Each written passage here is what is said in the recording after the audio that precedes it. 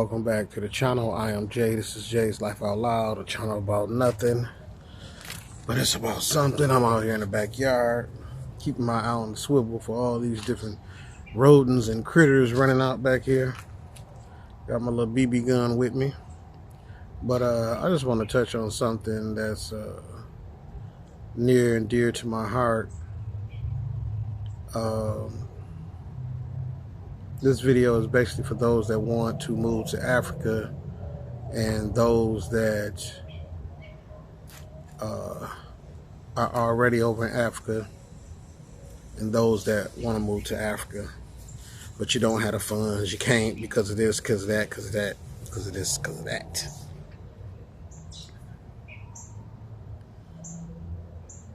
I think a lot of us that watch a lot of YouTubers in Africa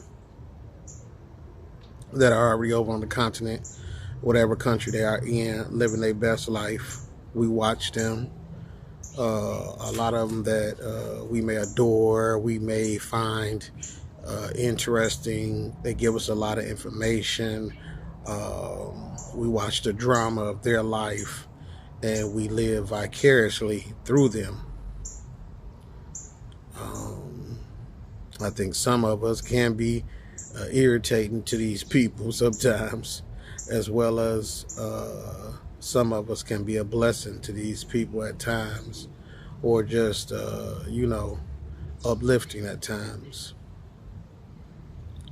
Most people that I watch and that's over on the continent, everybody don't have it easy. Everybody's going through their own little thing. But the thing about it is they're going through it on the continent of Africa. And most of them have their own land and they're enjoying what they're doing.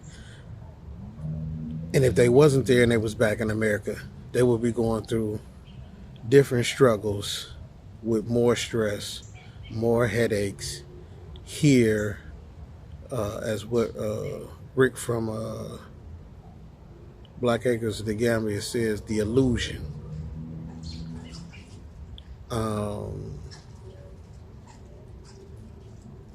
As I watch these crazy squirrels chasing each other, but he calls the illusion.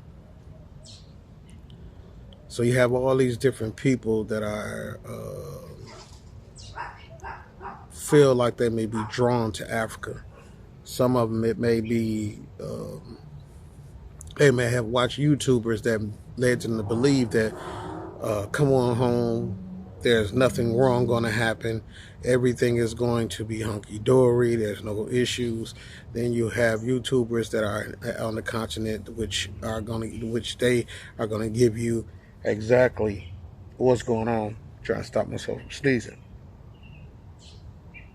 But I'm going to give you my point of view on tonight. These birds be swooping, boy. My point of view is in my situation. I've been to Tanzania, and me and my wife, we stayed for 2 weeks. I enjoyed myself. I had mixed feelings. All types of stuff was going through my head. Did I lose the urge to want to move back to the continent? No. That still takes up 75% of my thought time, and it needs to take up more of my action. I'm putting my money away to be able to build the house. I have a 5-year plan.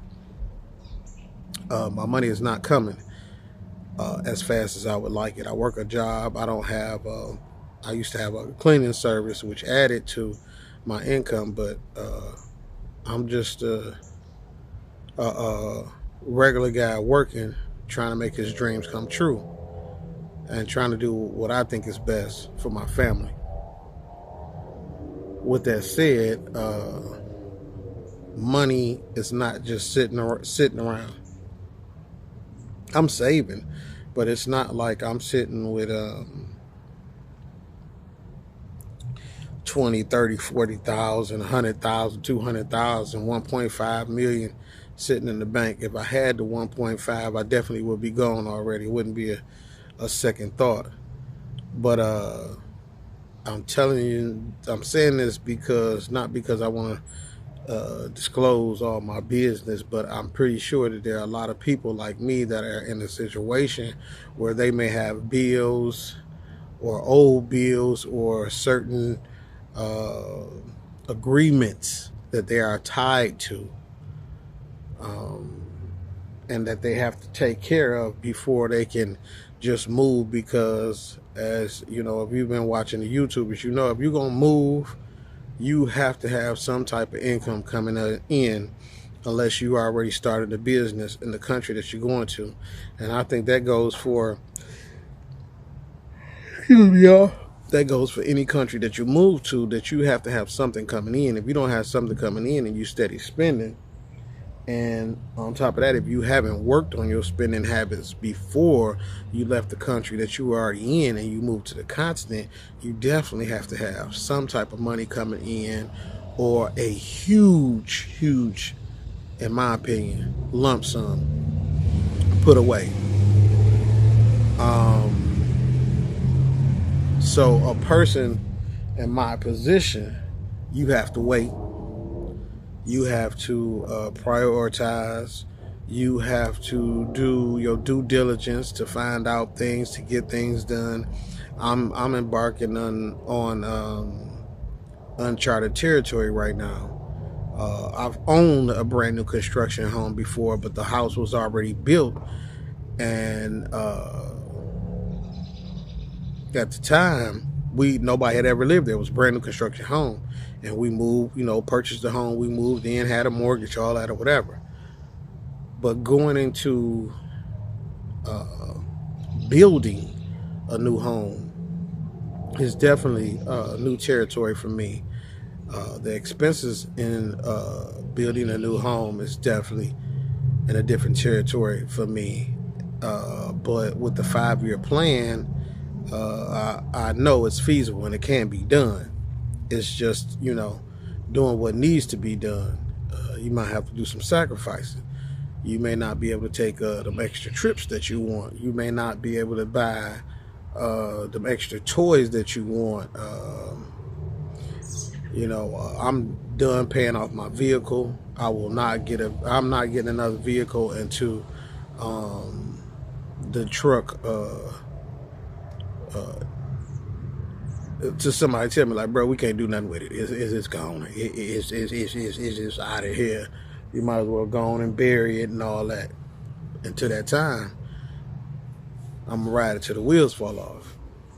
But there are certain obligations. Even if I had, said, you know what, F it, I'm gone. I'm out of here. Certain things are gonna still catch up, and I don't want to put myself in a position where I'm over in the continent with no money, struggling, trying to make it happen. I want to follow this 5-year plan.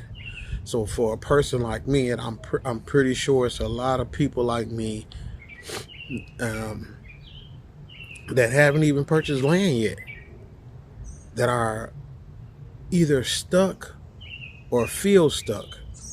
And feeling stuck is not a good feeling.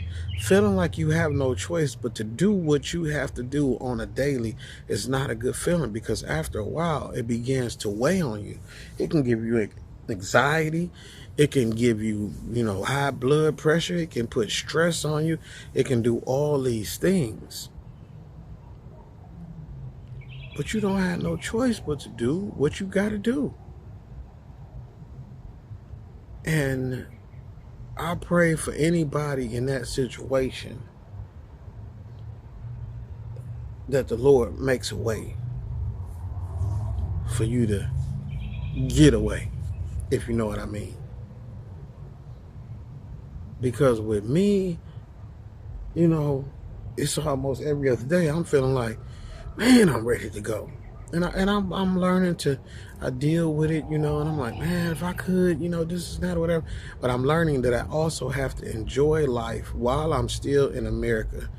And I don't have a bad life, but I have to enjoy life while I'm here, still here, until I get to where I'm going. And I feel like I'm blessed, and I'm in a position right now that a lot of other people wish they were in. There are people that are already over there that are in a position that I wish I was in. You know what I'm saying? So everybody is in phases. It's not a race. You have to go at your own pace to make it happen. But it is still a frustrating feeling, because you want that money and you think to yourself, I'm gonna be working forever. I damn near gotta go do 10 hours of overtime or whatever the case may be. But you gotta do what you gotta do to get to where you want to be. Y'all don't pay me no mind. I'm just keeping my eye on everything. The birds flying low, squirrels running back around here. You know, you got your field mice and all types of stuff going on. And you know, I don't want nothing running up on me or flying on me, and I ain't, you know. But and then while you in America, you have to deal with all the stresses. You know, and I'm not saying that a black woman ain't got stress, but nobody knows the stress of a black man like a black man.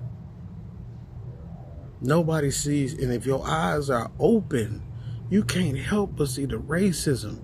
If your eyes are open, you can't help but see the difference between the suburbs and the city. You can't help but see the disadvantages that they leave you at and the things that they do. You can't help but feel a certain way. If you're 49 and you've been working for others, and you see how they treat you and they do you. You can make a company can make $2 million, $3 million, $10 million and won't pay you what you're worth, and throw you a pizza party for your efforts of keeping them rich.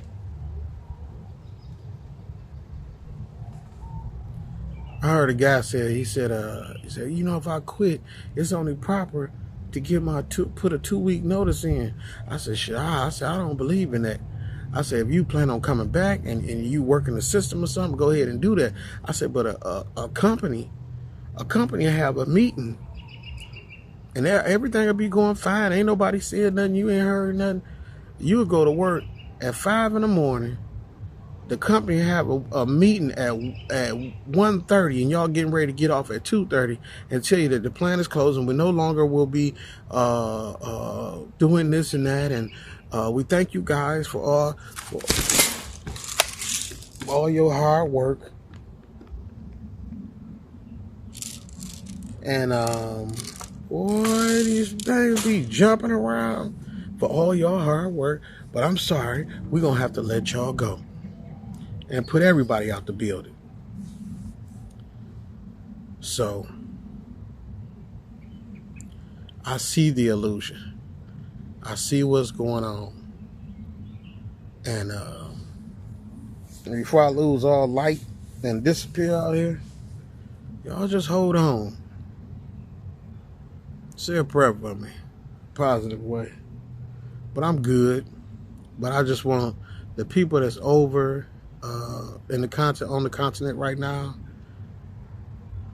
and you may be struggling, or you doing good. Just know there are people over here that's trying to find a way. We not all dumbfounded and, you know, step and fetch and yes sir, no sir. We over here trying to find a way out, and it's not easy. If you young and you don't have a retirement plan, I mean, you too young to retire, you're not getting no monthly income. If you don't have a computer job, or maybe you didn't go to college where you know, have a job where you can work online and do all these things, that means you have to come with a plan. You know, you got to play the long strategy. And it's not always easy, but it can be done. I don't care if you got 2 incomes coming in. If you got to damn near wait till you 67 to get retirement, and I'm only 49, am I supposed to wait to 67, 62, 65 to go to Africa? No, I'm trying to make it happen in 5 years. So I'm trying to do what I got to do. I got to live my life. I got to do what feels good to me while I'm still here, because life can be short. And I want to feel that freedom of being back in the motherland. I'm not asking nothing of no country. I'm not asking nothing of Ghana or no other country. I just want to be on my own land.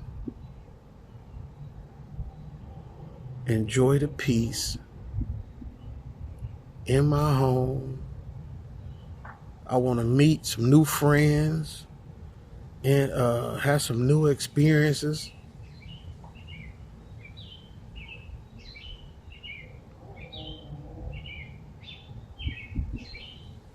You know, I put a post up on Facebook and I'm telling people, like, you know, get your passport. Better have your passport. And I said, and you better have an exit plan. And I wasn't talking about, somebody thought I was talking about Donald Trump. No, I'm not worried about no Donald Trump. People say, oh, you know, he worse than such a, no. Well, there ain't been a president yet that did nothing for black folks.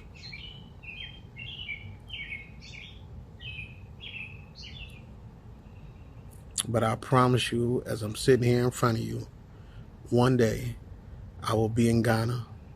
Me and my wife and whatever children decide to go, besides the baby. My oldest kids or her children, living a good life, enjoying, laughing, joking. I'm going to learn the language. I'm going to indulge in the culture.